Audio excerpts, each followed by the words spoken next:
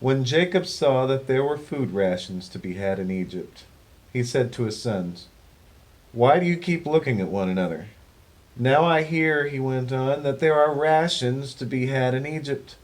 Go down and procure rations for us there, that we may live and not die." So 10 of Joseph's brothers went down to get grain rations in Egypt. For Jacob did not send Joseph's brother Benjamin with his brothers, since he feared that he might meet with disaster. Thus the sons of Israel were among those who came to procure rations, for the famine extended to the land of Canaan. Now Joseph was the vizier of the land.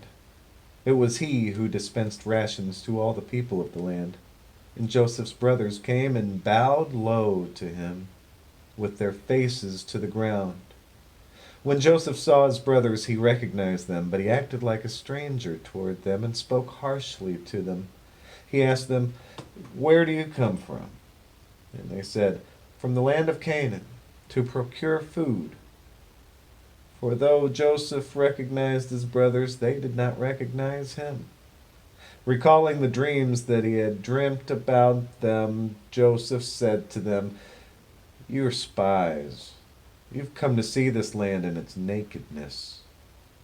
But they said to him, "No, my lord, truly your servants have come to procure food. We are all of us sons of the same man. We are honest men.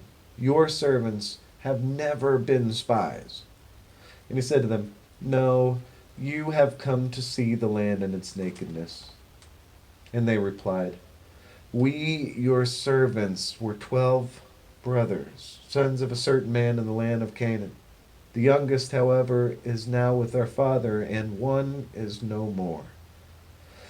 But Joseph said to them, "It is just as I've told you. You are spies. By this you shall be put to the test. Unless your youngest brother comes here, by Pharaoh you shall not depart from this place. Let one of you go and bring your brother, while the rest of you remain confined, that your words may be put to the test, whether there is truth in you.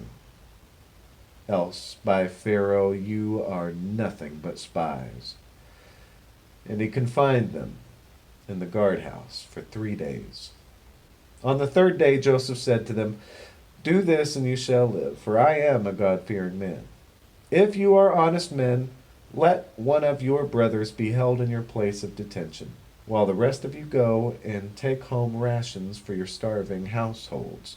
But you must bring me your youngest brother, that your words may be verified, and that you may not die." And they did accordingly. They said to one another, "Alas, we're being punished on account of our brother, because we looked on at his anguish, yet paid no heed as he pleaded with us. That is why this distress has come upon us." Then Reuben spoke up and said to them, "Did I not tell you, do no wrong to the boy? But you paid no heed. Now comes the reckoning for his blood." They did not know that Joseph understood, for there was an interpreter between him and them. He turned away from them and wept. But he came back to them and spoke to them, and he took Simon from among them and had him bound before their eyes. Then Joseph gave orders to fill their bags with grain, return each one's money to his sack, and give them provisions for the journey, and this was done for them. So they loaded their asses with the rations and departed from there. As one of them was opening his sack to give feed to his ass at the night encampment, he saw his money right there at the mouth of his bag.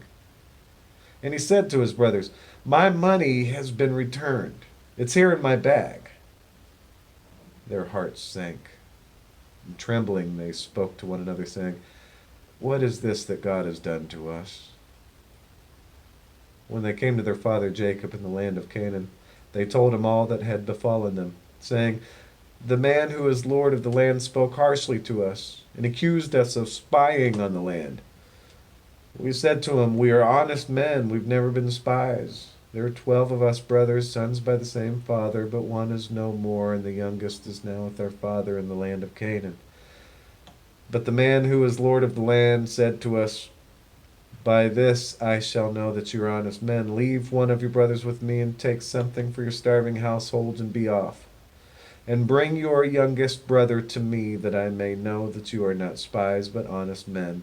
I will then restore your brother to you, and you shall be free to move about in the land." As they were emptying their sacks, there, in each one's sack, was his money bag. When they and their father saw their money bags, they were dismayed. Their father Jacob said to them, "It's always me that you bereave. Joseph is no more, and Simon is no more, and now you would take away Benjamin. These things always happen to me." Then Reuben said to his father, "You may kill my 2 sons if I do not bring him back to you. Put him in my care. I will return him to you." But he said, "My son must not go down with you, for his brother is dead, and he alone is left. If he meets with disaster on the journey you are taking, you will send my white head down to Sheol in grief."